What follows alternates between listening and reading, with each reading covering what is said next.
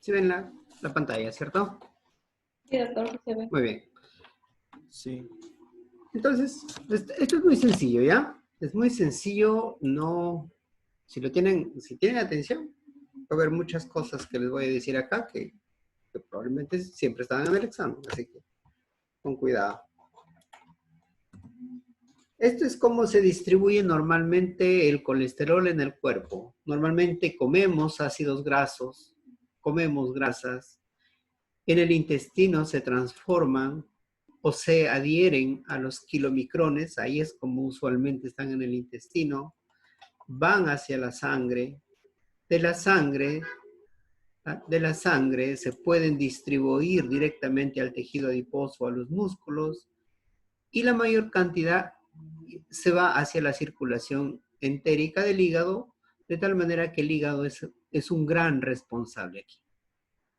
Del hígado hay un camino por el cual salen los lípidos del hígado, y es a través de esta proteína que es las moléculas de colesterol de muy pequeño tamaño, VLDL. Son las más pequeñitas. Miren cómo sale del hígado.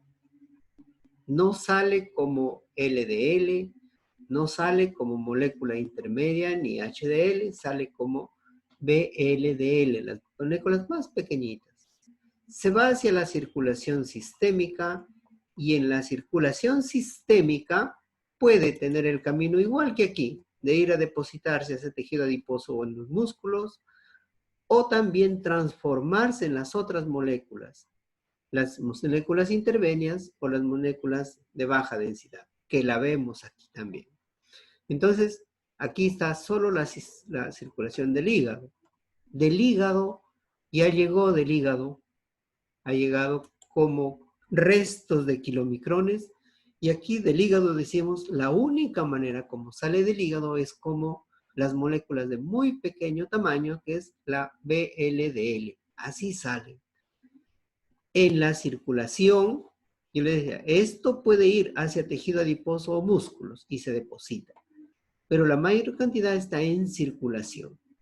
Y en circulación se está transformando en las moléculas intermedias o IDL o moléculas más pequeñas que son las LDL. Estas son las peligrosas.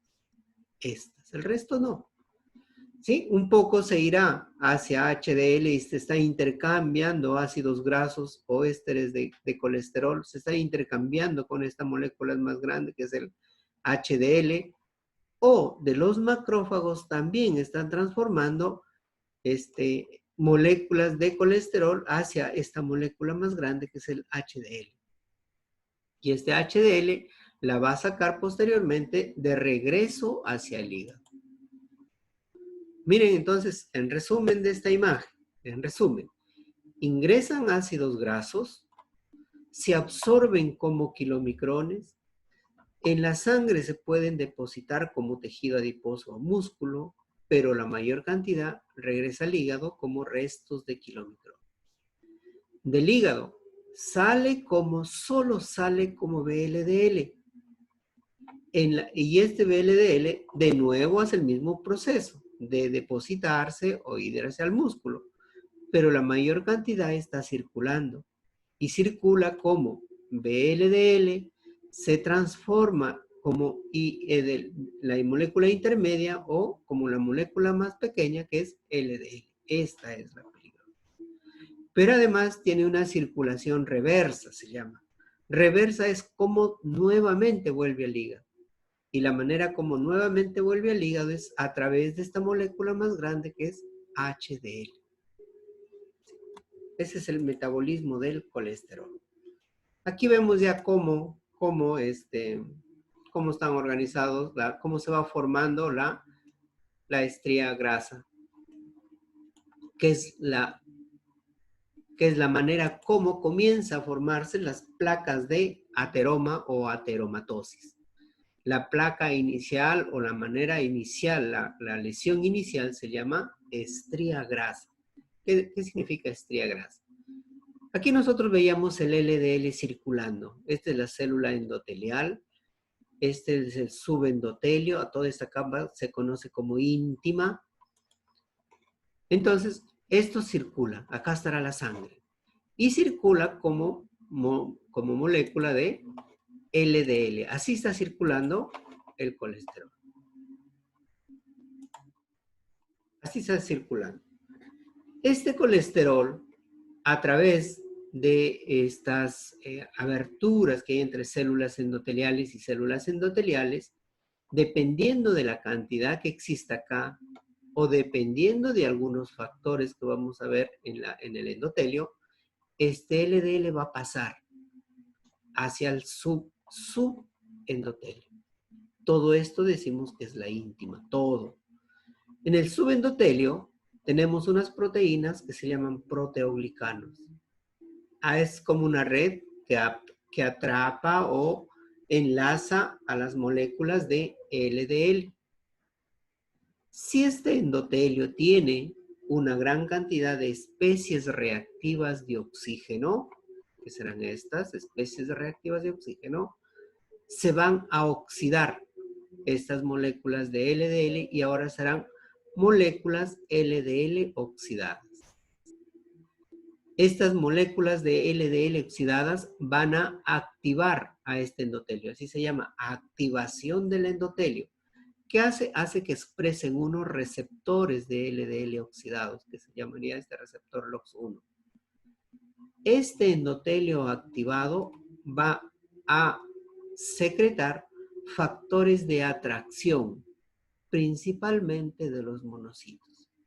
Estos serán los factores de atracción, factor estimulante de los colonios de los macrófagos. Y el más importante es el factor quimioatrayente de los monocitos. Entonces, en respuesta a este endotelio activado y a esta liberación de estos factores, ahora van a venir los monocitos. Los monocitos pasan por diapédesis. Acá lo vemos. Los monocitos pasan por diapédesis. ¿Qué función? Los monocitos se van a transformar aquí en macrófagos. Los macrófagos son monocitos en realidad, pero ya en tejido. Esa es la diferencia. El macrófago es un monocito en realidad. Entonces aquí será un monocito circulando y aquí será un macrófago. ¿Qué viene a hacer un monocito? ¿O con qué finalidad se viene? Como estas LDL están oxidadas, y aquí hay gran cantidad de LDL oxidadas, estos macrófagos vienen con la finalidad de atrapar estas LDL. Y eso es lo que hacen. Atrapan LDL oxidadas, no las LDL comunes, sino las LDL oxidadas. Y forman lo que nosotros conocemos como una célula espumosa.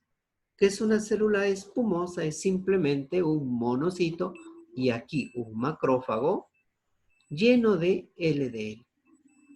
Pero esto sigue siendo un monocito, sigue siendo un macrófago, sigue siendo una célula inflamatoria.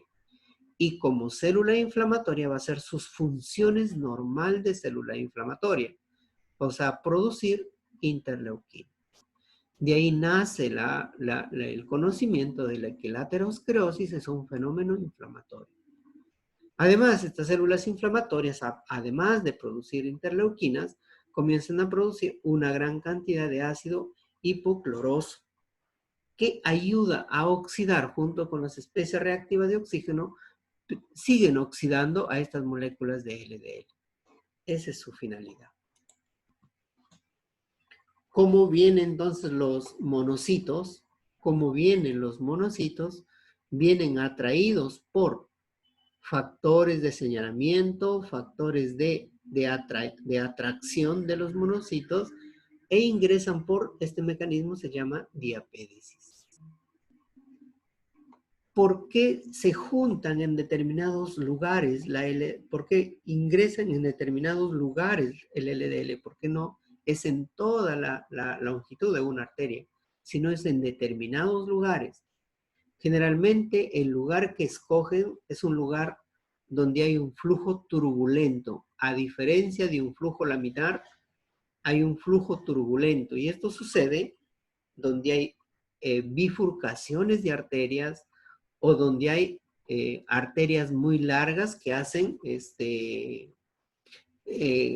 no trayectos rectos, sino trayectos diagonales o trayectos curvos. Entonces, ahí se produce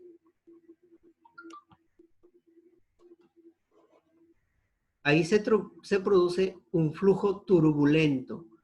Cuando hay flujos turbulentos, se expresan mucha cantidad de, cuando hay un flujo laminar se expresa la óxido nítrico sintetasa, que libera una gran cantidad de óxido nítrico. Nosotros lo veíamos cuando estábamos hablando de sepsis, la finalidad del óxido nítrico, y la finalidad era hacer una gran vasodilatación, y por eso se producía el shock, en shock séptico. Pero aquí normalmente tiene una función, eso de vasodilatar, pero además tiene una función de no permitir que el LDL se adhiera a la superficie del endotelio. Esa es una función también del óxido nítrico y de la célula endotelial. Entonces, cuando se libera óxido nítrico, el LDL no se adhiere. Cuando no se forma óxido nítrico o una cantidad muy pequeña de óxido nítrico, que son las zonas turbulentas, ahí se va a unir el LDL. Este es un macrófago. Y normalmente vemos que el macrófago tiene una función muy importante, que es absorber las moléculas de LDL.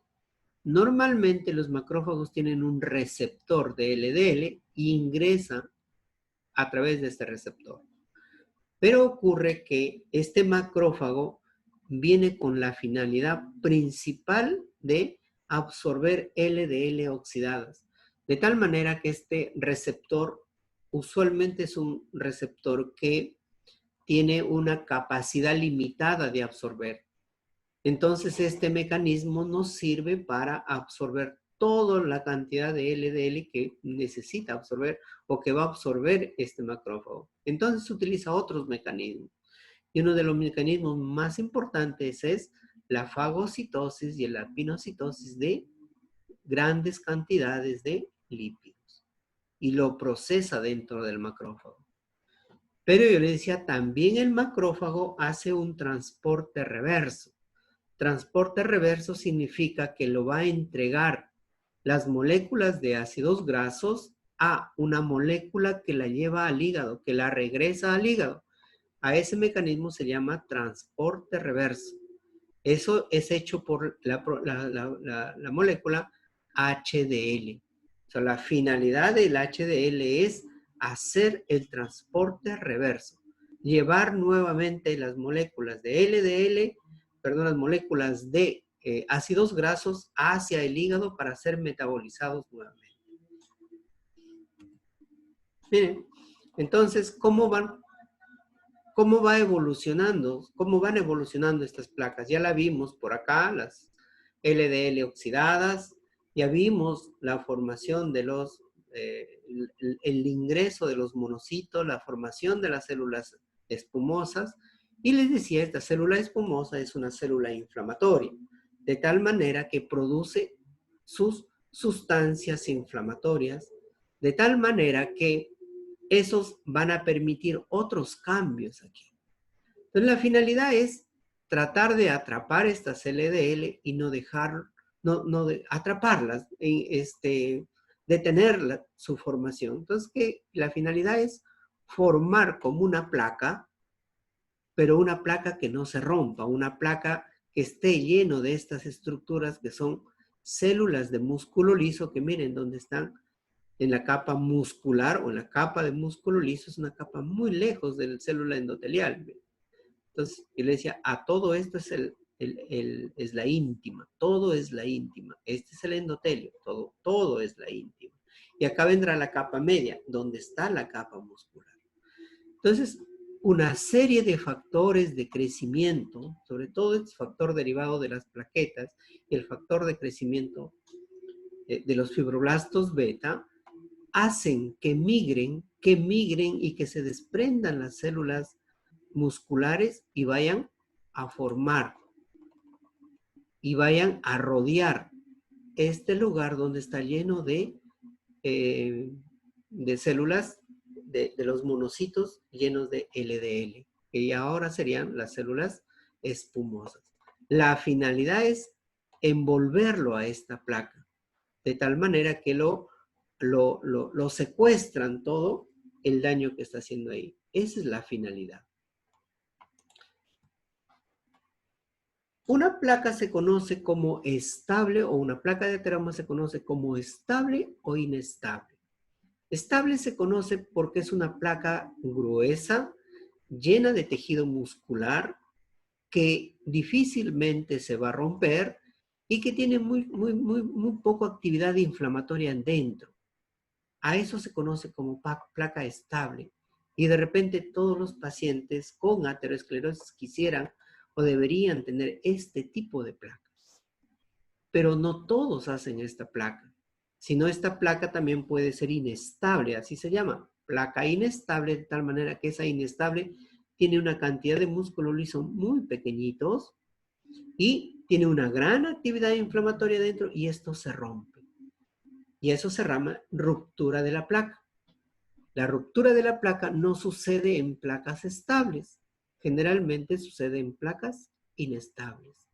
Entonces, ¿de qué depende? Miren, de que la persona forme una placa estable o de que forme una placa inestable. Nosotros decimos, todo esto es un fenómeno inflamatorio. Entonces, deben haber algunas sustancias que hacen que se induzca la formación de una placa estable y otros factores que inducen que forme una placa inestable. Y eso es de aquí de repente el conocimiento más importante que hay acá. Entonces, una de las sustancias que hacen que prolifere una gran cantidad de músculo liso y rodee a estas células espumosas, una de esas células más importantes, de esas sustancias más importantes, es el factor de crecimiento transformante beta. Miren, entonces acá es como si fuera un camino donde o me formo una placa estable o formo una placa inestable. Y conocemos un primer factor, el factor transformante beta. Entonces, el factor transformante beta hace que proliferen estas células de músculo liso y que estas células además migren y tapen toda esta estructura. Entonces, eso me dará una placa estable. Y esto será una placa estable. Gran cantidad miren, el músculo liso estaba por acá, pero ahora el músculo liso se fue arriba, cubriendo esta placa. Entonces, esta placa será una placa estable. ¿Quién hace ese cambio? ¿Quién produce esos cambios? Es el factor de crecimiento transformante beta. Primera medida, para que se forme una placa estable. Para que se forme una placa inestable o una placa que se va a romper o una placa que va a formar después un infarto agudo de miocardio, miren, vemos que aquí no hay músculo liso. No hay músculo liso rodeando a todo este fenómeno inflamatorio aquí. Eso es una placa inestable. Entonces, ¿de qué depende que se haga uno u otro? Ya vimos cómo es placa inestable. Pero ahora la vemos que del linfocito T1, o sea, de la respuesta TH1, se van a formar una gran cantidad de interferón gamma. Este interferón gamma parece o es una de las sustancias que hace que no proliferen las células de músculo liso y que se siga manteniendo una gran actividad inflamatoria dentro de la placa, de tal manera que se transforma en una placa inestable. ¿Sí? Además, induce una gran formación de metaloproteasas y las mismas metaloproteasas que nosotros veíamos cuando se formaban en el pulmón, cuando se formaban las cavernas, decíamos, es la actividad de las metaloproteasas. Y aquí también va a haber actividad de las metaloproteasas de tal manera que a estas estructuras a esta matriz la va a ir destruyendo y se va a ir rompiendo la placa y la placa se va a romper. Miren, dos sustancias, factor transformante beta y interferón gamma.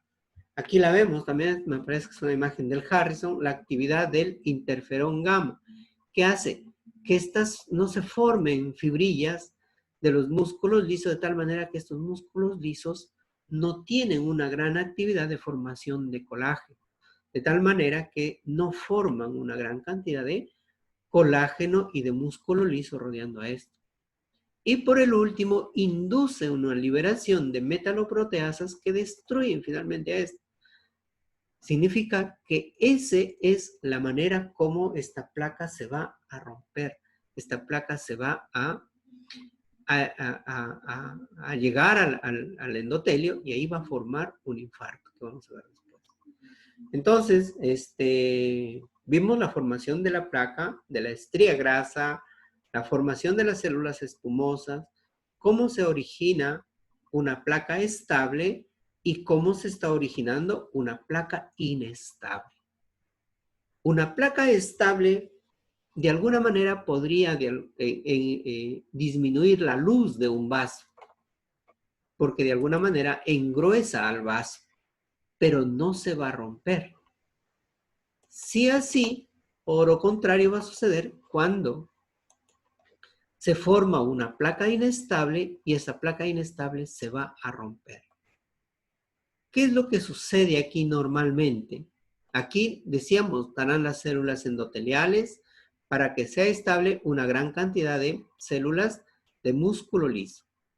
Cuando no las hay y hay una gran cantidad de metaloproteasas, toda esta placa se va a romper. Y se va a exponer el factor tisular. El factor tisular es producido por las células que van a estar aquí en esta placa inestable. Tendremos a los macrófagos o las células espumosas. Las células endoteliales lesionadas producirán una gran cantidad de factor tisular y nosotros al factor tisular también lo hemos visto formando la coagulación intravascular diseminada en la sepsis. Que decíamos que se hacía el factor,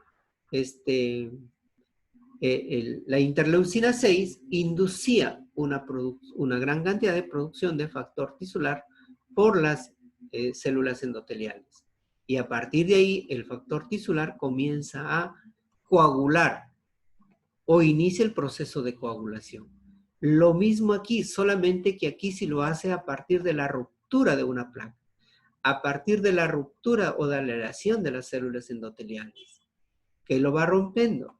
Lo va rompiendo el hecho de que esta placa no es estable y de que se producen una gran cantidad de metaloproteinasas. Acá también la ponemos como colagenasa.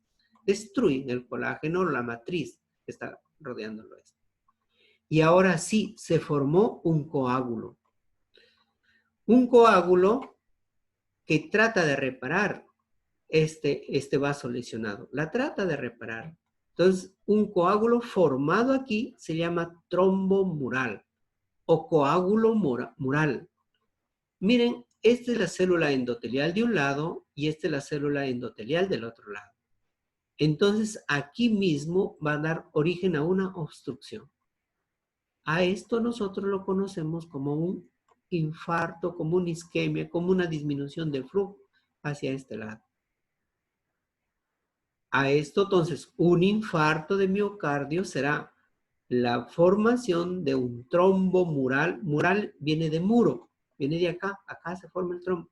No es un trombo que se produjo por acá y vino y se quedó aquí.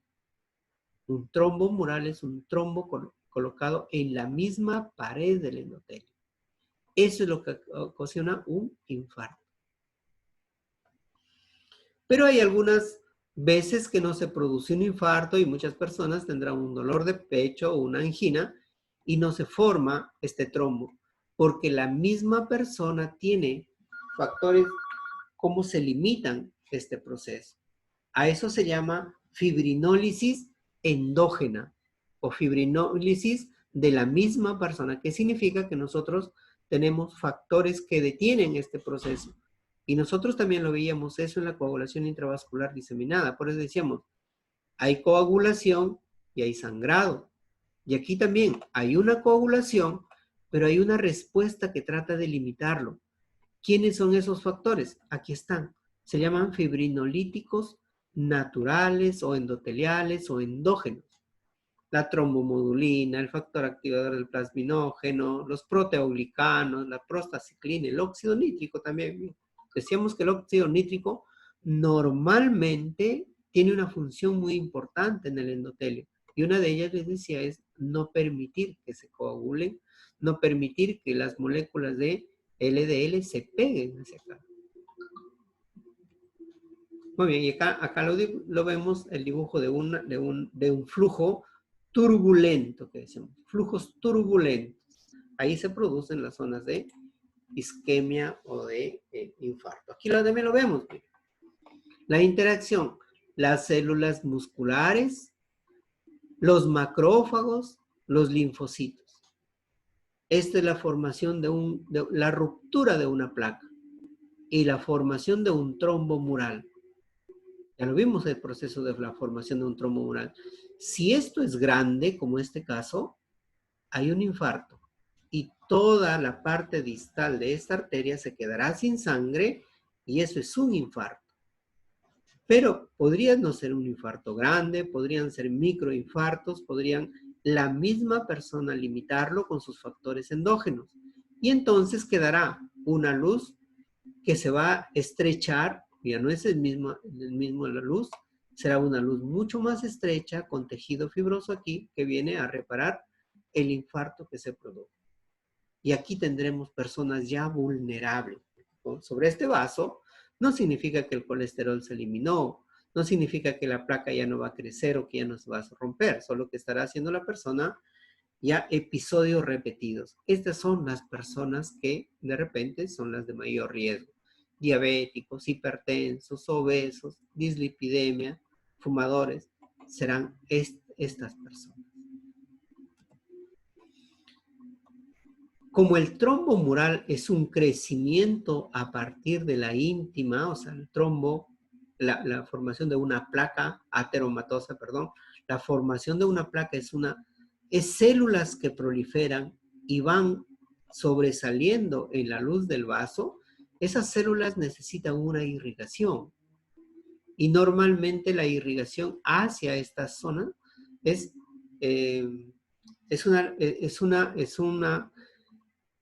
solamente los vasos que llegan lejos, no llegan exactamente hasta la íntima, ¿no? Entonces llegan solo hasta la capa muscular, pero nosotros vemos que aquí hay una proliferación de células musculares que ya no es la capa muscular, entonces van a necesitar irrigación sanguínea. Entonces se van a formar nuevos vasos. A ese proceso nosotros lo llamamos neoangiogénesis o angiogénesis en placas ateromatosas. ¿Qué significa eso? Que se van a formar nuevos vasos. ¿Cuál es el factor que induce la formación de nuevos vasos? Es la hipoxia. ¿Qué hace la hipoxia? Elabora o induce la formación se llama un factor inducible por hipoxia, que a su vez induce la proliferación o la secreción de factores de crecimiento vascular endotelial, de tal manera que eso sí hacen crecer los vasos hacia la placa ateromatosa. Conclusión, ¿cómo se forman los neovasos? Es a partir de la hipoxia que induce un factor inducible por hipoxia. El mecanismo final será entonces la hipoxia. Las placas ateromatosas también se calcifican y por eso vemos en una radiografía en personas mayores, dice calcificación de la aorta, calcificación de los vasos aórticos. ¿Qué significa? Que en esos vasos hubo placas ateromatosas que se van a calcificar. Este proceso es similar a lo que sucede en la calcificación a nivel óseo, exactamente similar. ¿Qué es lo que hacemos en el tejido óseo? Es un proceso de absorción o de reabsorción en el cual el hueso se está eliminando y es un proceso de formación. ¿sí? Formación y resorción. Entonces, así ese mismo proceso se va a dar aquí en las placas ateromatosas, un proceso de formación que lo vienen miren de dónde se derivan estas células similares a osteoblastos, de las células del músculo liso. Las mismas células que cubrían la placa ateromatosa van a lugar o se van a diferenciar en células similares a osteoblastos. Y un osteoblasto, ¿qué hace? La formación de tejido óseo. Entonces aquí vamos a tener la formación de ese tejido. Y por el otro lado tendremos un macrófago que se diferencia en una célula similar al osteoclasto.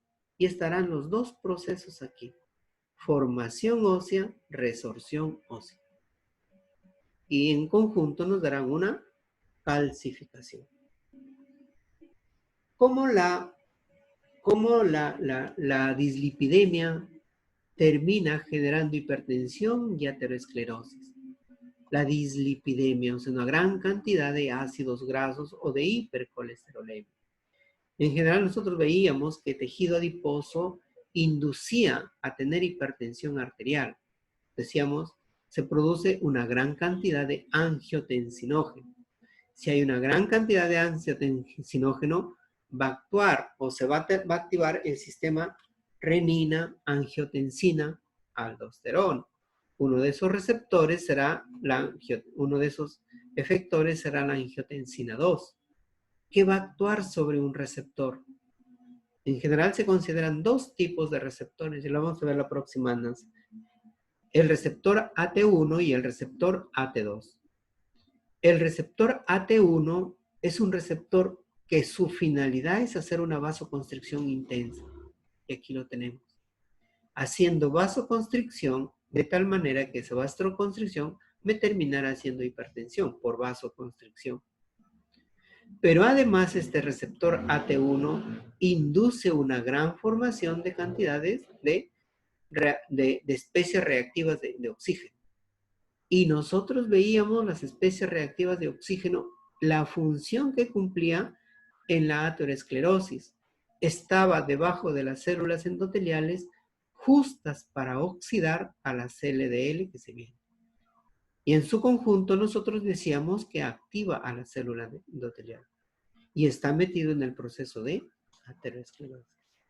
¿Ven cómo se van juntando? Un diabético, nosotros decimos, es un diabético de alto riesgo cardiovascular.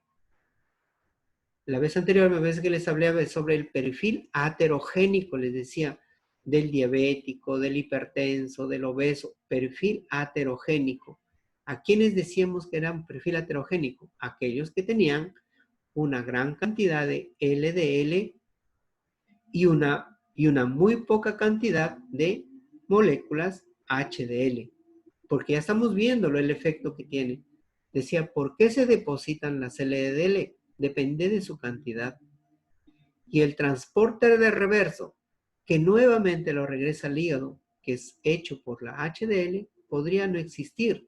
A eso se llama el perfil aterogénico. Entonces, eso es lo que tienen los diabéticos. Por eso ellos son un factor de riesgo para hacer infartos de miocardio, porque tienen esa característica de formar una gran cantidad de placas ateromatosas. De nuevo lo vemos aquí, el mismo proceso. La obesidad inducía aterosclerosis. La vez anterior les decía, hay varios mecanismos como las células adiposas terminan por producir un proceso inflamatorio. La obesidad, les decía, no es solo acumulación de adipocitos, es fenómenos inflamatorios porque segrega interleuquina 1, factor de necrosis tumoral, el aumento de la leptina, el aumento de la receptina, la disminución. Decía, hay una única sustancia que disminuye, que es la adiponectina. Todas estas se relacionaban con la resistencia a la insulina. Pero miren qué factor también promueve la formación. La proteína quimioatrayente de los monocitos. ¿Dónde lo encontrábamos a esta proteína? Atrayendo a los monocitos hacia las placas ateromatosas. Entonces, vemos los efectos ahí. Y finalmente nosotros decimos que la obesidad es un proceso inflamatorio con formación de aterosclerosis, de resistencia a la insulina. Decimos que la edad fértil de las mujeres lo protege contra eventos cardiovasculares. Y el mecanismo era, ¿y por qué? Entonces tendría que ver con la actividad de los estrógenos. Entonces, aquí en esta imagen, por ejemplo, se ve lo que hace o lo que no hace cuando hay falta de estrógenos. O sea, qué alteraciones se producen en la mujer en el momento que dejan de tener un estrógeno en una cantidad adecuada. Y vemos principalmente una activación, de las células endoteliales. O sea, el hecho de no tener una cantidad de estrógenos adecuados significa que el endotelio, así como lo hacen la LDL oxidadas, la van a activar. Activar el endotelio significa que va a elaborar factores quimioatrayentes, va a elaborar o va a expresar factores de adhesión, va a tener una gran actividad de formar trombosis. Entonces, eso es parte del proceso de aterosclerosis. Entonces, la deficiencia de estrógenos, o sea, el hecho de la posmenopausia, la premenopausia, de alguna manera lo protege a las mujeres de eventos ateroscleróticos. Pero en la posmenopausia, donde ya no hay esa protección, prácticamente tienen el mismo efecto o el mismo mecanismo que los hombres. Esta es una diapositiva que lo aprendan muy importante porque esta no está, me parece que no está, por lo menos en estas partes del libro que hemos estado revisando, no lo está, que es cómo el tabaco induce aterosclerosis, cómo induce a un infarto y cómo el tabaco se constituye en uno de los principales factores de enfermedades cardiovasculares. Y miren, ocurre que el tabaco o el tabaquismo elabora varias sustancias, no es una sola. Sale la nicotina con su actividad nicotínica, la nicotina con su actividad nicotínica, o sea, como un neurotransmisor nicotínico o actuando sobre receptores nicotínicos. Produce una cantidad muy alta de monóxido de carbono y comienza a producir sustancias tóxicas, principalmente radicales libres, que se quedan en los pulmones y eventualmente va hacia la sangre. ¿Sí? Entonces, radicales libres, monóxido de carbono y nicotina, con efectos diferentes cada uno. Es importante que lo sepan, porque la nicotina son efectos diferentes de los radicales libres. Miren la nicotina lo que hace lo que hace un receptor nicotínico, o sea, una gran actividad simpática. Es un activador simpático. Entonces, si actúa el receptor simpático o actúa la actividad simpática, me aumenta presión arterial, me aumenta frecuencia cardíaca y eso crea una gran demanda de oxígeno. Es como si la persona corriera o hiciera un esfuerzo máximo. Si la persona de alguna manera tiene aterosclerosis o vasos que no tienen una irrigación adecuada, va a formarse un síndrome coronario agudo o desencadenarse un infarto por aumento de demanda. O sea, el músculo cardíaco va a necesitar o va a hacer una gran actividad. Diferentes, y la estimulación simpática también hará una vasoconstricción. Y la vasoconstricción me disminuye la cantidad de oxígeno que va a estar llegando al músculo cardíaco, sobre todo. Desencadena una isquemia o un infarto. Distinto efecto será el monóxido de carbono, porque el monóxido de carbono tiene una gran afinidad por los eritrocitos, de tal manera que Los eritrocitos dejarán de transmitir, dejarán de trasladar CO2 y oxígeno y trasladarán una gran cantidad de monóxido de carbono. Eso disminuye la cantidad de oxígeno disponible y condiciona a un infarto. Mecanismos diferentes. Y los radicales libres, sí. Los radicales libres nosotros veíamos que necesitábamos radicales libres o especies reactivas de oxígeno para activar el endotelio, para oxidar a las LDL y formar finalmente placas ateroscleróticas. Entonces, mecanismos distintos. Radicales libres, monóxido de carbono y nicotina, los efectos del tabaquismo. ¿Hasta ahí alguna pregunta?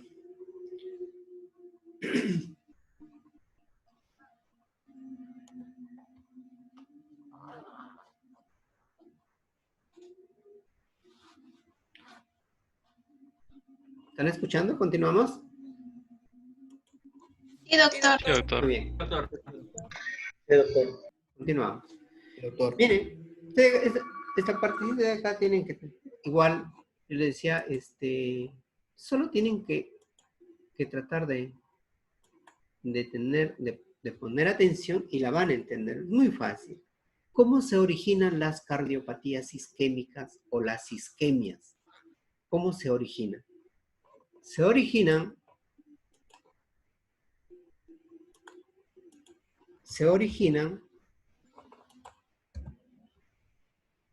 porque el corazón necesita o aumenta su necesidad de oxígeno o porque el aporte de oxígeno que estamos dando no es adecuado. O aumenta la necesidad o disminuye el aporte que le estoy dando. Cualquiera de esos dos mecanismos me van a generar que el corazón no tenga una cantidad suficiente de oxígeno. A esa cantidad insuficiente de oxígeno la llamamos isquemia. Dos mecanismos principales. Disminuye el aporte, o sea, disminuye la cantidad que llega. Ya lo vimos, el efecto del monóxido de carbono. Disminuye el aporte. O sea, el oxígeno ya no va a estar en una cantidad adecuada. O el corazón va a necesitar más por esfuerzo, por estrés, por crecimiento, por cualquier acontecimiento va a necesitar más, porque se creció más. Aumenta sus mayores necesidades.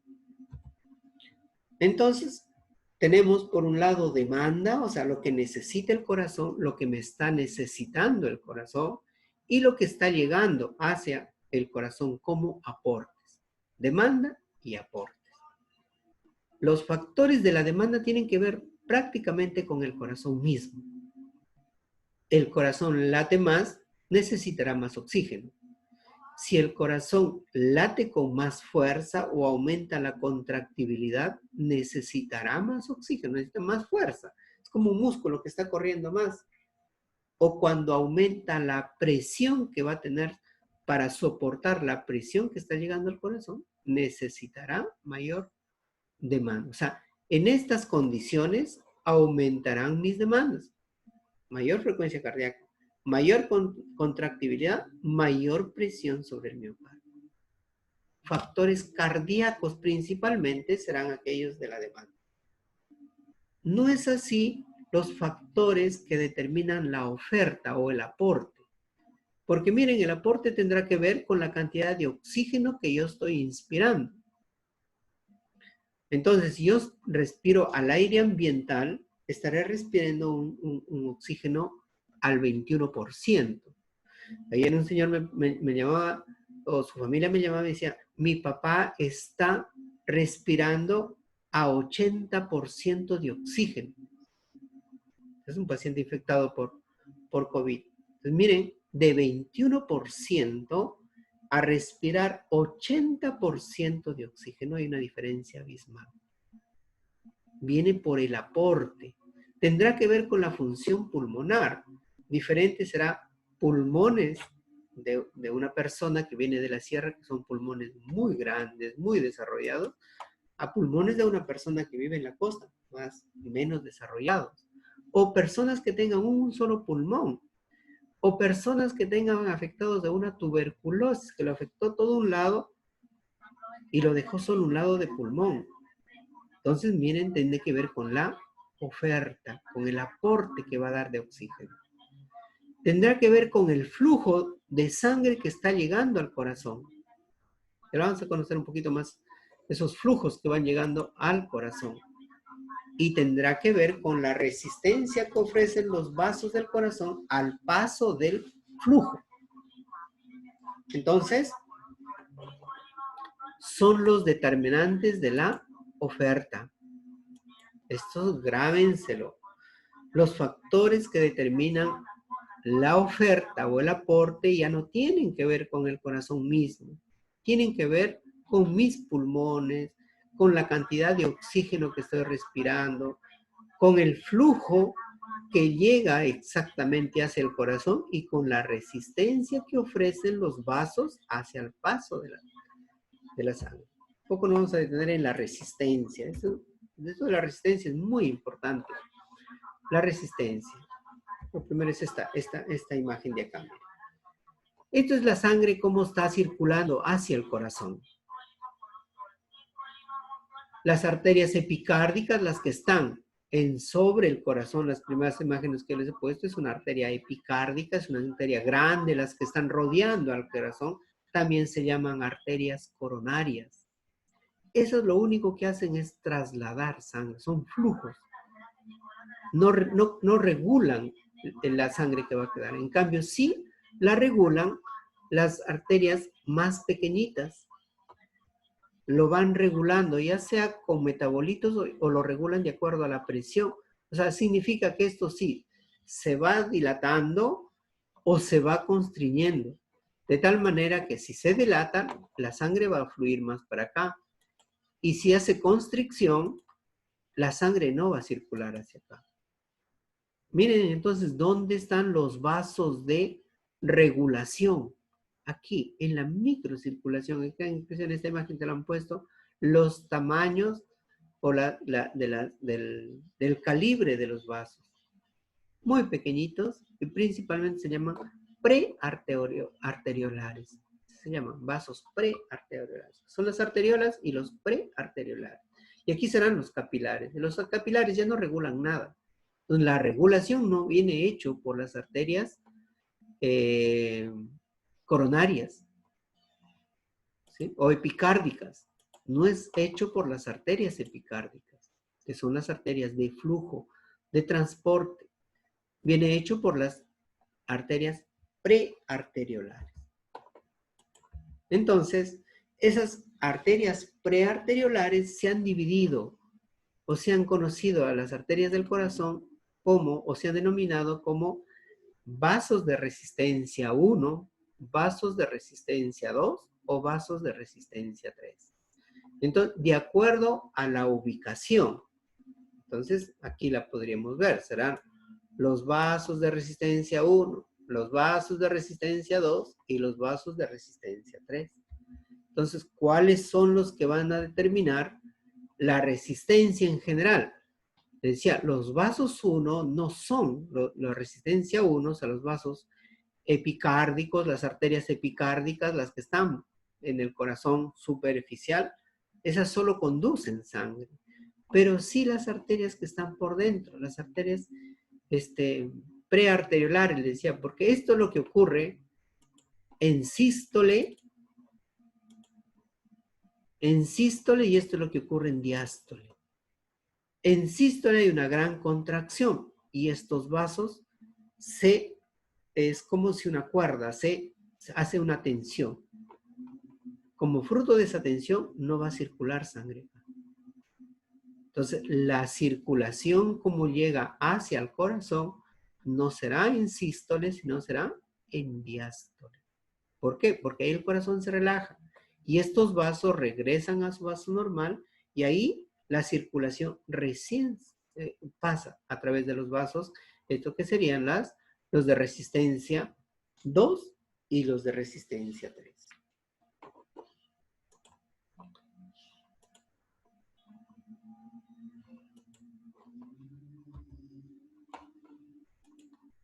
Muy bien, entonces aquí veremos ya las causas por las cuales el corazón no se irriga adecuadamente. A eso nosotros lo llamamos isquemia coronaria.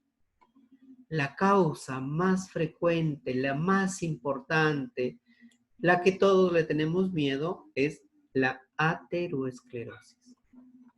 El mismo mecanismo que hemos estado viendo nosotros anteriormente. La ateroesclerosis es la causa más frecuente de isquemia coronaria, pero no es la única causa. También tenemos trombos arteriales que se desprenden y viajan en una arteria pequeña. Tenemos espasmos que simplemente es una vasoconstricción un poco más sostenida y es un espasmo y no hay nada dentro de la arteria. Se llama la angina de Prinzmetal o de espasmos. Émbolos, émbolo significa que un trombo se desprendió y viajó, que son causas mucho más raras. Infecciones como la sífilis, que nos producen estrechamientos, sobre todo en los orificios de las arterias coronarias. Orígenes genéticos que son muy pequeños, que son muy raros, o alteraciones anómalas en la cual las arterias coronarias no tienen una salida normal. Entonces también podría haber isquemia, pero son causas muy raras esas. Entonces nos detenemos mucho en saber que la aterosclerosis es la causa más importante de isquemia. Hay una isquemia que se llama microvascular. Es un concepto que no se ha sabido desde antes, o sea, estamos hablando de repente 10, 12 años que se comenzó a hablar de angina microvascular. Miren, y ya no hablamos de los vasos de regulación, R1, R2, que les decía, los de resistencia, R2, donde ahí están donde se va regulando, sino hablamos de la microvasculatura, o sea, a nivel casi capilaria. Entonces decía, pero ¿cómo va a haber? Nosotros decimos que en los capilares no se hace el sistema de regulación. Entonces, se ha visto que personas pueden hacer isquemias coronarias a este nivel porque se altera sus mecanismos de contracción simplemente. No porque se esté formando ateroesclerosis a ese nivel, sino que se altera sus mecanismos de funcionamiento. A eso se llama isquemia microvascular. Otra de las causas de isquemia es cuando el corazón se crece mucho. Entonces, nosotros vemos, este será un corazón normal y miren este corazón con una gran cantidad de tejido muscular. A esto nosotros lo conocemos como hipertrofia ventricular izquierda. Entonces, la hipertrofia ventricular izquierda será una de las causas que aumentan la demanda. O sea, un músculo más pequeño, un músculo más grande. Aumento de demanda. Entonces, como aumenta la demanda de este corazón, y si de alguna manera es un corazón que no tiene la manera como aumentar esa demanda, si no tiene una demanda fija, porque el corazón puede estar con aterosclerosis, no puede aumentar la demanda. Entonces esta hipertrofia lo va a hacer isquemias. La isquemia, ¿dónde sucederá? Le decía, sucede principalmente a nivel subendocárdico. El subendocárdico está cerca de las cavidades. Epicardio, endocardio, subendocardio. Entonces, ahí se irá generando las isquemias en general. Entonces, miren, la primera causa es aterosclerosis. ¿Hay otras causas más raras? Sí. Los émbolos, los espasmos, los trombos, las aortitis. Pero hay otras causas en las cuales aumentan la demanda. un corazón muy grande, hipertrofia ventricular izquierda. En general se considera que como que en una persona no hay una sola causa, como se van juntando causas. Por ejemplo, un paciente de 50 años, varón, fumador, con aterosclerosis o con dislipidemia, diabético, es una persona con factor de riesgo. Y esa persona comienza a desarrollar hipertensión y la hipertensión comienza a generar aumento del ventrículo izquierdo, hipertrofia ventricular. Por un lado, este paciente estará formando aterosclerosis y por otro lado estará aumentando su demanda. Dos factores que aumentaron. Pero aún ahí hay otros factores que todavía van involucrándose. Por ejemplo, si este paciente es fumador, nosotros decíamos, el fumador tiene la particularidad de formar una gran cantidad de monóxido de carbono, aumentar la frecuencia cardíaca. Y vemos que se juntaron varios factores. Por eso de repente el libro les dice, usualmente se juntan más factores. Si este paciente hace una hemorragia, por alguna razón se vuelve anémico. Miren lo que sucede ahí. Por eso a veces el paciente se ingresa por una sepsis o un shock séptico y termina siendo un infarto. Porque aumentó su demanda, aumentó sus necesidades y el corazón no tenía la capacidad suficiente para darle todas esas demandas. Entonces, no habría una sola causa, sino que habrían causas, dos o más causas que se van sumando. Entonces, la angina microvascular, les decía, es una angina no de aterosclerosis, no que se está formando aterosclerosis, trombos que van causando infarto, no. Es simplemente que a nivel arteriolar, ya a arteriolas y a nivel capilar, simplemente hay espasmos. A eso se llama una angina microvascular. No es aterosclerosis. Por eso en estas personas se veía que no tenían arterias obstruidas, no tenían placas de ateroma. Entonces a eso se llamó angina microvascular. La aterosclerosis coronaria, ya bueno, al inicio hemos conocido todo el proceso de la aterosclerosis, pero aquí nos detenemos un poquito a ver la aterosclerosis en el corazón. Entonces decíamos, eso no es, la aterosclerosis no sucede en cualquier vaso. Hay sitios específicos y hay personas específicas que hacen aterosclerosis. En primer lugar, serán las arterias coronarias, como las arterias preferibles para hacer aterosclerosis. Pero dentro de estas arterias coronarias, principalmente lo harán en aquellas zonas de bifurcación. Serán aquellas personas que tienen factores de riesgo, hipertensos, dislipidémicos, diabéticos, fumadores. Que normalmente el endotelio, de aquí son las funciones normales del endotelio. El endotelio tiene funciones normales que hacen que el control vascular, o sea, la vasodilatación y la vasoconstricción, vaya sucediendo normalmente sin dificultades. Doctor. Hola. Disculpe, un compañero le ha botado el Zoom, pero yo no puedo volver a ingresar. Lo que pasa es que sale que se está uniendo y no pueden ingresar. Parece que es su internet es el que tiene dificultades. Yo le estoy dando a admitir. Es Rodolfo Claulet, José Contreras y Edinson Luján. Doctor, disculpe, a la alumna Belén Morán también se le ha salido y le sale conectando y no puede entrar. Igual a la compañera Valeria Blanco. Bueno, aquí me sale el aviso para admitirlos, pero no se juntan, sale uniendo y de ahí desaparecen. Parece que tuvieran dificultades con el internet. Es que les aparece que está conectando, pero nada. Pero bueno, yo lo estoy mirando, lo estoy admitiendo. Cada vez que aparecen lo estoy admitiendo.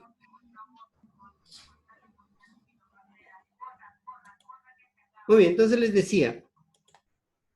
Las funciones del endotelio es controlar el tono vascular, la vasoconstricción, la vasodilatación, prostaciclina, óxido nítrico. La endotelina es un gran vasoconstrictor, la endotelina. Por ejemplo, producido por las células endoteliales.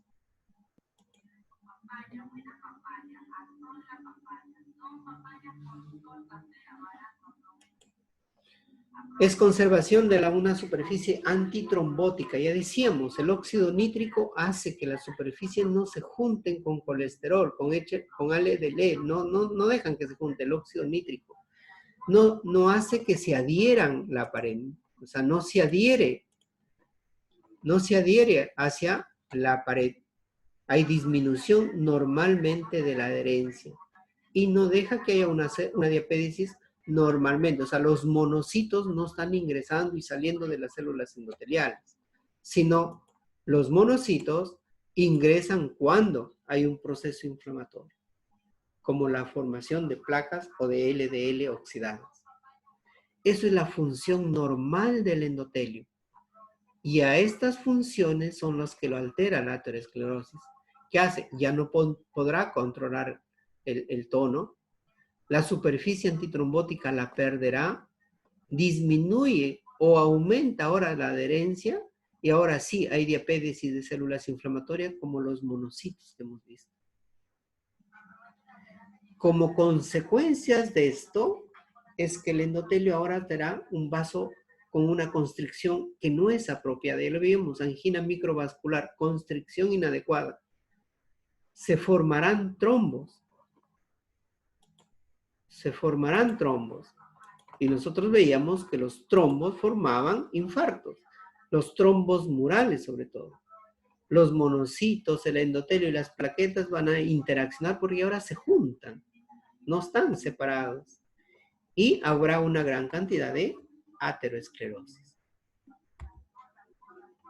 Entonces, en general, hay factores de riesgo, hay alteraciones de las funciones y hay consecuencias de esa alteración de funciones.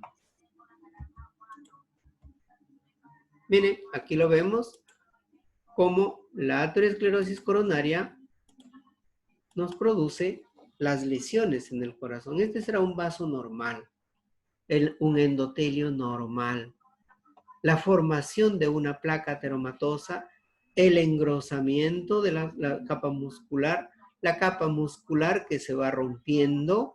Aquí se rompió la placa, miren, se rompió la placa, formación de un trombo mural.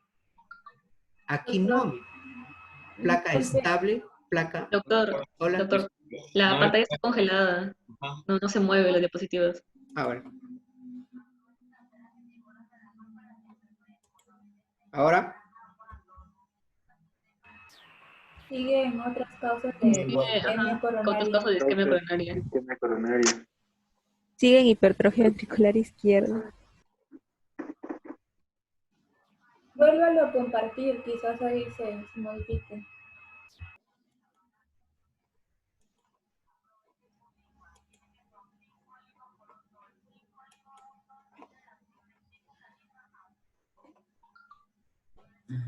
Ay, Dios mío. ¿Ahora lo ven? Sí, ahora sí, doctor. Ahora sí. Doctor, yo no lo veo. ¿Ahora? Ahora sí, doctor.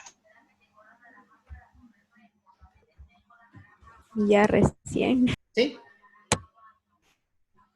¿Ahí está? Sí, doctor. Sí, doctor, ya Ya. se ve. Sí, Doc, está bien ahí. Vamos a regresar un poquito hacia atrás, ¿ya? Yo les decía, Por favor. Ya. la aterosclerosis coronaria, les decía, altera las funciones normales del endotelio. ¿Cuáles son las funciones normales del endotelio? Controlar el tono vascular. Formar una superficie donde no se adhieren el LDL ni las monocitos, no tienen por qué adherirse, simplemente circular. Y tampoco tienen que ingresar por diapédesis el monocito o las células inflamatorias. Eso lo altera la aterosclerosis. Como consecuencia, vamos a tener un vaso que no hace una construcción adecuada. Un vaso que deja que se adhieran los monocitos. Un vaso que va a formar un trombo mural y finalmente va a ser un infarto. Eso hace la aterosclerosis coronaria. Entonces, la aterosclerosis coronaria no afecta a todos los vasos por igual. No lo afecta a todos los vasos por igual. No afecta a todo el vaso por igual, sino que escoge zonas. Esas zonas son las zonas de turbulencia. Creo que ya lo hemos dicho 50 veces. Entonces, las zonas de turbulencia son aquellas zonas en las cuales el corazón se divide o bifurcaciones, o las arterias del corazón se bifurcan o se dividen. O zonas en las cuales las arterias hacen trayectos no rectilíneos, sino hacen trayectos como la diagonal, así se llama la vena, la arteria diagonal, hace trayecto diagonal. Entonces, esas son zonas donde afecta la aterosclerosis coronaria. Según el tipo o el grado de obstrucción que tenga, hará las molestias. Aquí, por ejemplo, cuando hay una obstrucción del 50%, el flujo se limita, pero el esfuerzo. Pero cuando la obstrucción ha llegado al 80%, sí, el flujo se limita estando en reposo. Estos valores sí es importante que ustedes lo conozcan, porque si una persona hace una disnea cuando está en esfuerzo o un dolor torácico cuando está en esfuerzo, nosotros diremos la cantidad de obstrucción o de estenosis que tiene los vasos estarán cercanos al 50% o por el 50%. Pero cuando una persona hace isquemia, dolor torácico, disnea, que son los equivalentes a la isquemia, diremos, está en 80% de obstrucción. Y cuando lo hace, pues, un dolor continuo, diremos, ese es un infarto. Ya obstrucción completa. Este es un infarto, la imagen de aquí. Un trombo mural, obstrucción total. Ya. Entonces, de acuerdo a cómo esté el grado de obstrucción, a las arterias que esté afectando, hay unas que son más graves que otras, de acuerdo a eso, habrán manifestaciones y serán una más grave que otra. Lógicamente, las arterias del lado izquierdo serán mucho más graves su afectación que las arterias del lado derecho. Eso es por naturaleza. Siempre las arterias del lado izquierdo serán graves, excepto cuando la arteria derecha o las coronarias derechas tienen una irrigación importante hacia el nodo sinusal. Entonces ahí se convertirá en algo más grave. Y esto es muy importante, miren, como aquí va ocurriendo una obstrucción progresiva, lenta, estos grados de isquemia van induciendo a formar nuevos vasos o formación de vasos colaterales, se llama. Apréndanse ese concepto. La formación de vasos colaterales, ¿en qué momento ocurre? Cuando el corazón está haciendo una estenosis o una obstrucción de una manera progresiva. ¿Sí? ¿Qué significa? Que ante una progresión de una obstrucción, el corazón tiene su mecanismo de defensa. Es formación de vasos colaterales. De tal manera que si finalmente se logra obstruir o se obstruye totalmente esta arteria, ya se ha formado una alternativa, que es un vaso colateral. Eso es de repente la ventaja de tener y de identificar progresión en las obstrucciones. No sucede lo mismo cuando ocurre un infarto, así miren. Una arteria que relativamente no estaba obstruida del todo, Se rompe la placa, placa inestable, formación de un trombo, infarto. No le dio lugar a formar un vaso colateral. Entonces, mucho depende, o sea, dice, ¿tuvo un infarto? Sí. ¿Tuvo colaterales? No le pasó nada. En cambio otro dice, tuvo su primer infarto y la persona se murió. Los efectos de la isquemia, o sea, el hecho ya de no tener una cantidad de sangre adecuada en el corazón, son muy lógicos, o sea, es lógico lo que va a pasar. Hay alteraciones mecánicas, bioquímicas y eléctricas.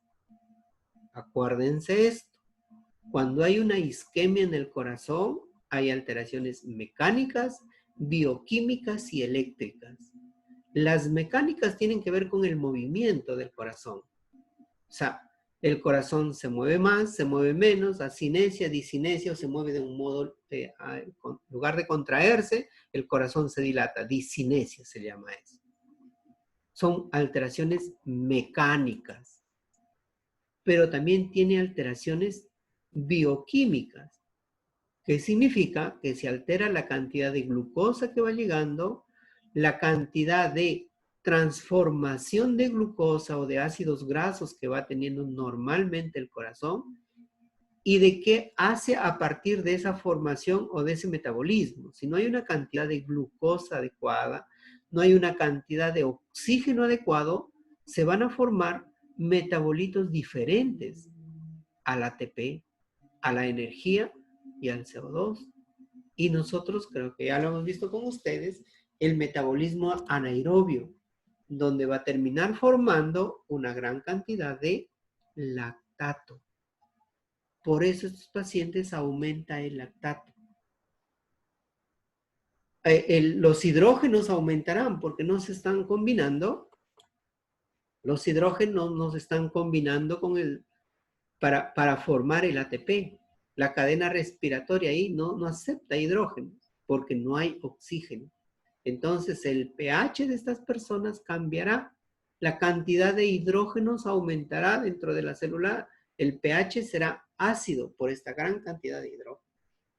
Y lógicamente no se va a formar ATP. Esas serán las alteraciones bioquímicas.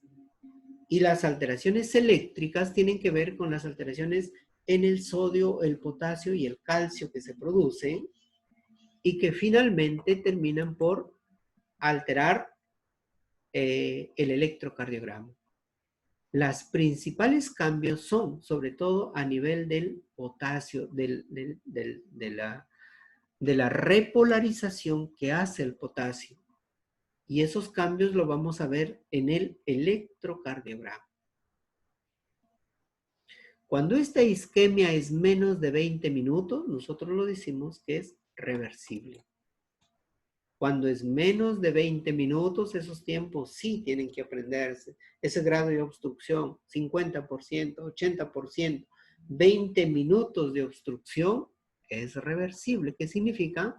Que el tejido todavía puede, de alguna manera, restituirse. Reversible, 20 minutos. Si va más allá de ese tiempo, lo llamamos necrosis o infarto. El 20 minutos. Entonces, en esos momentos, fruto de una isquemia, podría haber alteraciones transitorias, o sea, en esos momentos nada más. Y después el corazón vuelve a lo normal. Entonces, la persona se puede desmayar, pero inmediatamente se recupera. Transitorio nada más. Insuficiencias ventriculares en ese momento por estas alteraciones mecánicas o eléctricas. Pero también podría haber, por ejemplo, una alteración a nivel de los músculos de la válvula mitral y ocasiona una insuficiencia mitral, un soplo nuevo de insuficiencia mitral, fruto de que la isquemia fue del músculo papilar que controla el funcionamiento de la válvula mitral. Y cuando es más prolongado, sí se produce una necrosis y sí se produce un infarto. Un infarto significa tejido muerto y tejido que va a ser repuesto por fibrosis. En cambio, cuando hablamos de isquemia, Menos de 20 minutos, usualmente decimos, se va todavía a recuperar esos tejidos. Por eso la importancia de correr ante una...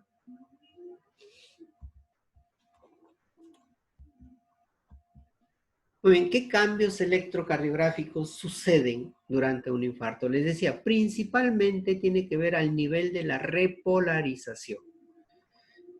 El proceso de un potencial eléctrico en el corazón tiene que ver con el ingreso de sodio, tiene que ver con la salida de potasio y con el ingreso de calcio. Despolarización, repolarización y vuelve la célula a la normalidad. La despolarización tiene que ver con la onda P. De repente, ¿quién es? Ah, no. La despolarización. Acá hay una onda P. Despolarización. Todo lo que en el electrocardiograma, todo lo que se vaya hacia arriba se llama deflexión positiva, significa despolarización. Entonces, aquí sucederá de la onda P. La despolarización del ventrículo formará el complejo QRS. El QRS.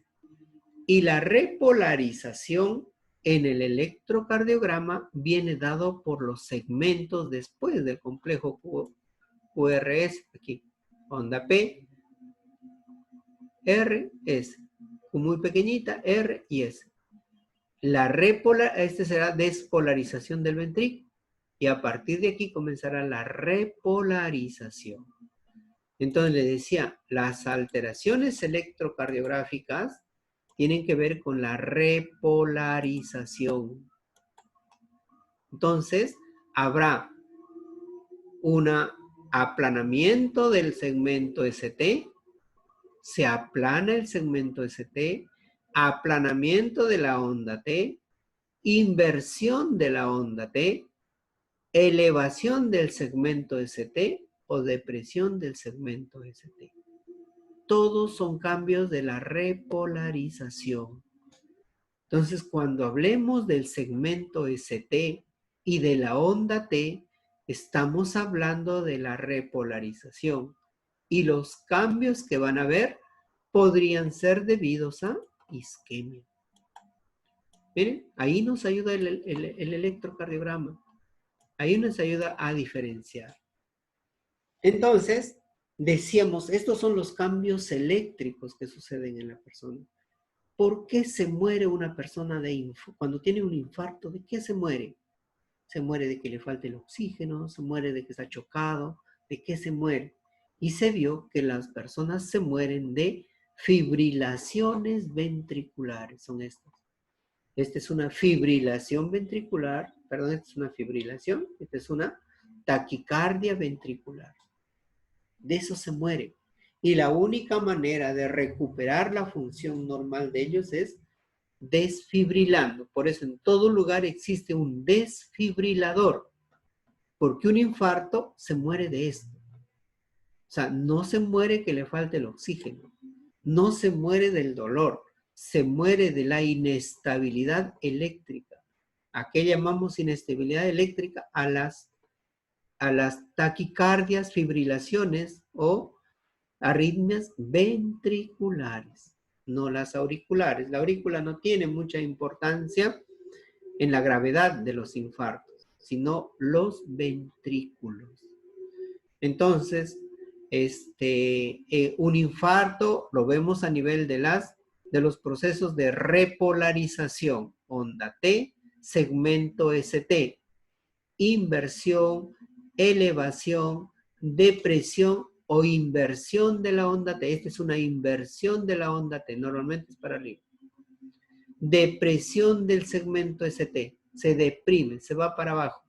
O elevación del segmento ST. La más grave es la elevación del segmento ST. Se considera que hay una elevación del segmento ST cuando todo el grosor del músculo cardíaco ha hecho un infarto. En cambio, cuando hay una inversión de la onda T o un descenso del segmento ST, generalmente se llaman no transmurales. Pues no siempre, de repente en el libro dice, no siempre eso se cumple, o sea, no siempre es así.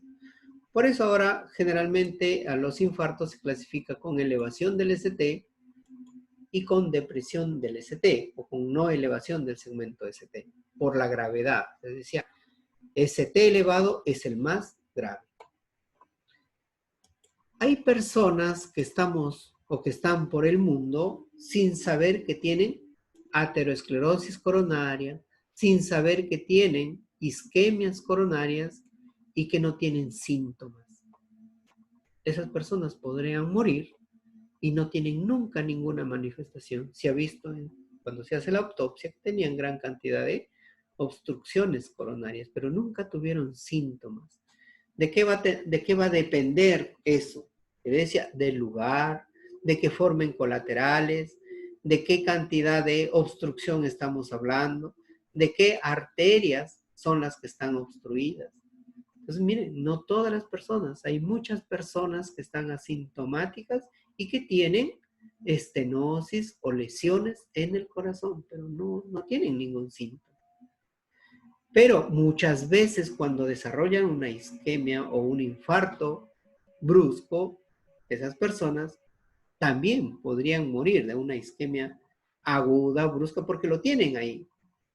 Aparentemente nunca les dio un problema, pero ellos podrían fallecer en algún momento por muertes súbitas. Causa isquemia asintomática. Tienen placas, pero que aparentemente no se ve. Tenemos, ellos son asintomáticos, o sea, no tienen molestias. Pero tenemos los que se hacen molestias en condiciones estables. Se llama angina estable. Significa que yo corro, por ejemplo, 100 metros, ahí me da mi angina. Yo corro 200 metros y ahí me da. O camino 5 cuadras y ahí me da. Anginas estables frente al esfuerzo. O sea, en reposo estoy muy bien. En el esfuerzo se va a manifestar. ¿Cómo nos damos cuenta? Porque en ese momento está haciendo un esfuerzo. Por eso a ellos van a una prueba, así se llama, prueba de esfuerzo. En esa prueba de esfuerzo se somete al corazón a un esfuerzo y se ve si es que está alterado o no en ese esfuerzo, porque se hace monitorizado. Hay muchas personas que han fallecido en esos estados. Uno de ellos fue un médico, era como 5 años en el Hospital Lasarte, se fue a hacer una prueba de esfuerzo y la prueba de esfuerzo lo pasó de lo más normal. O sea, no tuvo problemas en la prueba de esfuerzo. Y como no tuvo problemas, dijo, no tengo absolutamente nada, se subió corriendo, se fue a cirugía B, si ustedes conocen, subió al segundo piso, corriendo, se fue a bañar, se cayó en el baño y se murió en el hospital. Porque hizo mucho más esfuerzo y la prueba aparentemente daba negativo. O sea, estas pruebas nunca son 100% exactas. Entonces, la prueba de esfuerzo nos ayuda a detectar anginas estables, o sea, anginas en las cuales la persona hace solamente manifestaciones cuando está en determinado cantidad de esfuerzo, ya sea corriendo, caminando, pero también puede ser en las noches, o sea, personas que hacen anginas por las noches. ¿Y qué pasa por las noches? En general, la persona durmiendo lleva o aporta menor cantidad de oxígeno hacia el corazón porque respira menos. Y en ese caso, en ese momento le da o sea, son anginas nocturnas que se llaman. Producido una isquemia, ya sabemos lo que va a ocurrir, o sea, qué cambios está ocurriendo en su cuerpo. Decimos, disminuye el oxígeno, no va a llegar oxígeno. La glucosa va a ser un metabolismo diferente. Va a haber una gran cantidad de formación de hidrógeno. Va a haber una gran formación de lactato. Los hidrógenos no van a salir de las células. El pH va a disminuir, va a haber acidez. Y va a haber alteraciones en la manera como se están moviendo los iones, el sodio, el calcio y el potasio. Las alteraciones más importantes, les decía, la vemos en el potasio. en el mecanismo que se llama la repolarización. Y los síndromes coronarios ya, o sea, ya cuando va una persona con dolor, con una angina, se clasifican en dos grupos. Se llama con ST elevado y con ST, o sea, el segmento ST no elevado. Generalmente aduce a una gravedad. El más grave será aquellas con elevación del segmento ST. Decía, ¿por qué es más grave? Porque esa elevación del segmento ST usualmente nos indica que la cantidad de tejido necrosado es toda la pared del ventrículo, o sea, desde el epicardio hasta el endocardio. Como que eso nos induce, esta elevación del ST me está diciendo es mucho más grave esta lesión. A diferencia de los que no se eleva el ST, o disminuye, o invierte, o solamente hay alteraciones de la onda T. Entonces, estas elevaciones del segmento ST usualmente son formaciones de trombos murales, obstrucciones completas de las arterias, formaciones completas, obstrucciones completas. Entonces, el hecho de hacer una elevación del ST o no elevación del ST tiene que ver con el grado de obstrucción. Más grave, obstrucción más grave, obstrucción completa. Menos grave, obstrucción parcial, espasmos, transitorios. Esos serán sin elevación del ST. Más graves, con elevación del ST. Pero aquí ya se están produciendo lesiones en el corazón. No es solamente una angina que reposo y me pasa todo. No, aquí ya son lesiones que se están produciendo en el corazón. O sea, son como grados de evolución de las isquemias. ¿En qué momento lo hacen? Estas elevaciones, estos infartos sin elevación del ST, cuando yo me he puesto, es como una angina estable al esfuerzo, en una fiebre, en una infección, en un ejercicio, pero ya duran mucho más tiempo. También nos ayudan mucho ahí las pruebas de esfuerzo. Es importante descubrirlo eso porque actualmente hay un proceso que se llama la revascularización, en la cual al vaso está obstruido, colocan, se llama un balón o se llama una angioplastía, como un resorte y nuevamente el vaso se abre y nuevamente la sangre circula. Aquellas con elevación del ST o los síndromes agudos, aquí está la clasificación que hace el Harrison: obstrucción total, obstrucción parcial. Decía, elevación parcial, no hay elevación del ST, obstrucción total, elevación del ST. También nos ayudan a distinguir, se llaman los marcadores de bioquímicos. O sea, tenemos 3 criterios usualmente para estar hablando de un infarto. Dolor torácico, que significará la manifestación de la isquemia. Las alteraciones en el electrocardiograma, que vemos que son las alteraciones eléctricas del corazón. Y además vemos que hay marcadores, que hay sustancias que van saliendo de los tejidos o del corazón que nos permiten decir, está más obstruido, está menos obstruido, se están muriendo las células o no se están muriendo las células. 3 criterios que nosotros utilizamos para evaluar los infartos, en general, al inicio nomás, porque hay otros más como la electrocardiografía, la tomografía, la resonancia magnética, pero en general hablamos de 3 exámenes: el dolor, el electrocardiograma y los marcadores bioquímicos. Entonces, y los con elevaciones del ST, les decía, ya son infartos de grandes cantidades, obstrucciones completas. Entonces, la obstrucción completa ya usualmente es la ruptura de una placa ateromatosa.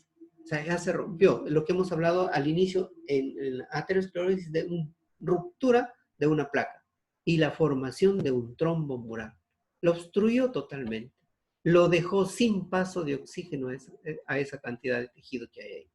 Y ahí se va a producir todo lo que hemos venido diciendo, ¿no? En lo que era transitorio, ahora sí va a ser definitivo. Entonces, las manifestaciones ahora sí ya son mucho más marcadas. ¿Y cómo lo notamos nosotros mucho más marcadas? Cuando hablamos de la elevación del segmento ST.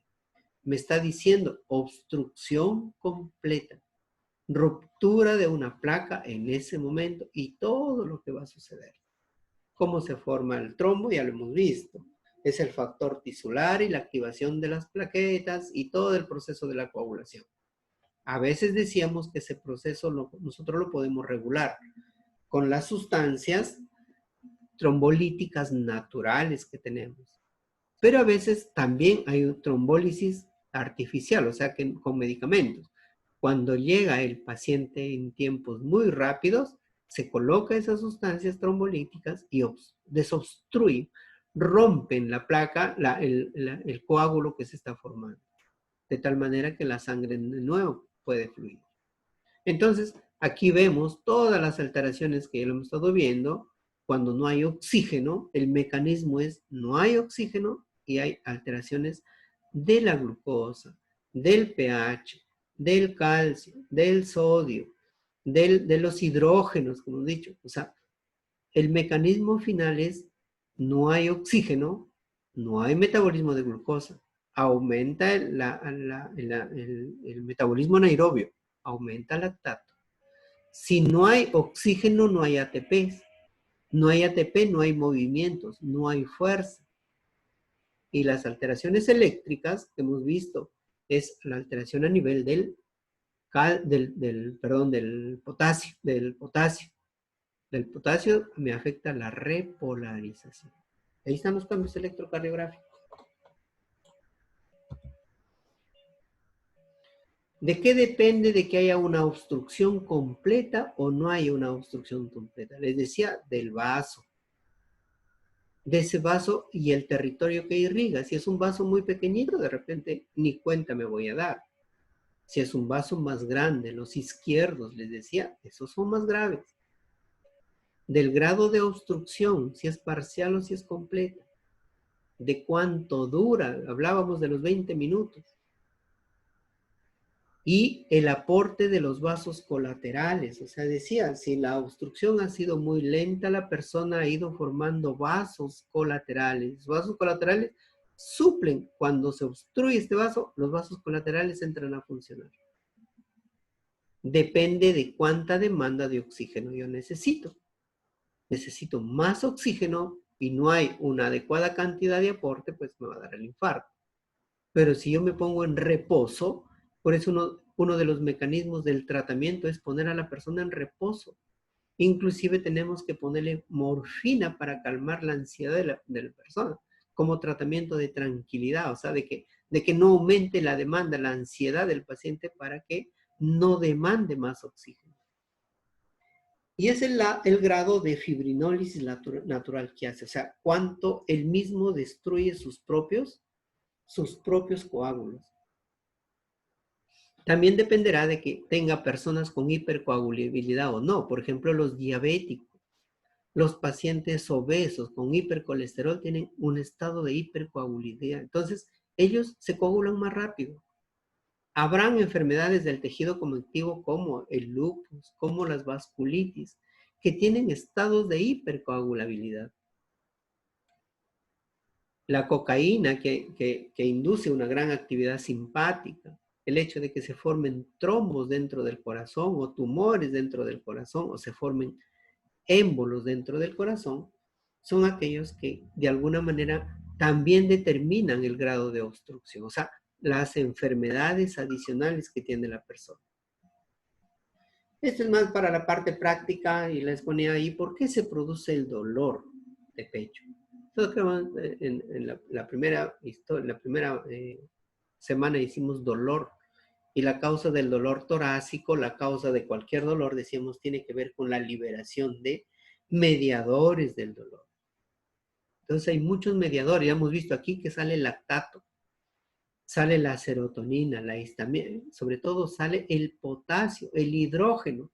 Esas son las causas del dolor torácico. ¿Sí? Y actualmente se ha considerado que sale una sustancia que se llama adenosina, que sería una de las sustancias que normalmente estimula vasodilatación y que se formaría mucho en isquemia y que esa sería una de las causas más importantes de dolor. Por eso lo puse ahí. Entonces, eso es para ver. Pero no todo dolor torácico es infarto. O sea, no todos son aterosclerosis e infarto. También tendrán que haber algunas personas que no tienen eso. Por ejemplo, una embolia pulmonar, una disección aórtica.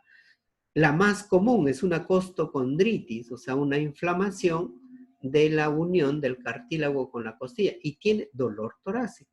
Trastornos digestivos como una úlcera, una gastritis, causan dolor torácico y se confunden con el infarto. O sea, no todos son infartos.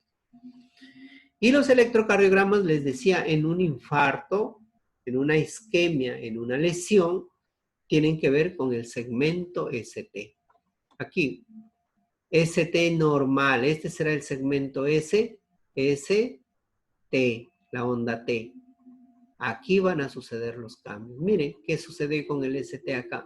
Se elevó. ST elevado. Un infarto. Este es el ST normal. Ahora el ST se fue hacia abajo. Se llama depresión del segmento ST. Depresión del segmento ST. Ya, los más graves son esos. Por eso se clasifican con infartos con ST elevado. También lo vemos acá. ¿Miren? Infarto. Esto de qué derivadas son, tiene que ver con la ubicación de dónde me están dando del corazón. Y la otra es la onda T que se invierte también acá. Decíamos isquemia subendocárdica, no de todo el trayecto de toda la pared del corazón, sino solamente de una parte del corazón.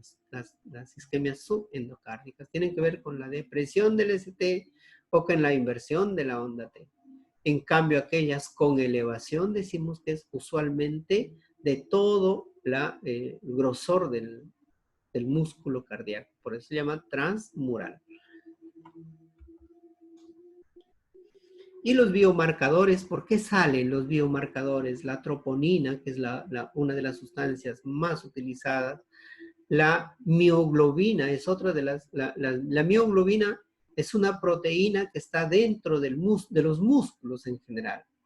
Entonces, si hay destrucción de tejido, si hay destrucción de músculos, si hay destrucción de células, todo lo que está contenido en la célula va a salir hacia afuera. Entonces saldrán algunas proteínas contenidas dentro de la célula. Mientras más células mueren, más proteínas saldrán.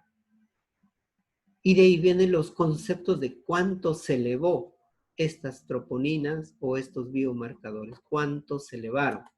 Entonces, más elevados significa mayor cantidad de células lesionadas. Por ejemplo, al que nos hemos utilizado o el que utilizamos actualmente es la troponina T y la troponina I.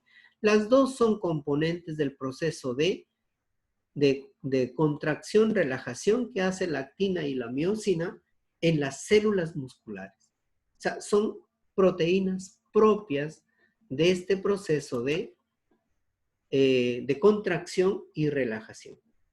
Entonces, si yo destruyo estas células, es lógico que todas las proteínas que están aquí van a salir. En la medida que haya más células destruidas, más saldrán. De ahí viene el concepto de analizarlo estas sustancias para ver si tengo o no tengo un infarto. ¿Pero qué me está diciendo? Me está diciendo que la mioglobina, la creatinfosfoquinasa, que es la otra sustancia, y la troponina en primer lugar, que es la que utilizamos actualmente, son las células que se liberan, son las proteínas que se liberan cuando hay tejido muerto, cuando hay tejido destruido. Entonces, para eso nos sirve. Se llaman biomarcadores.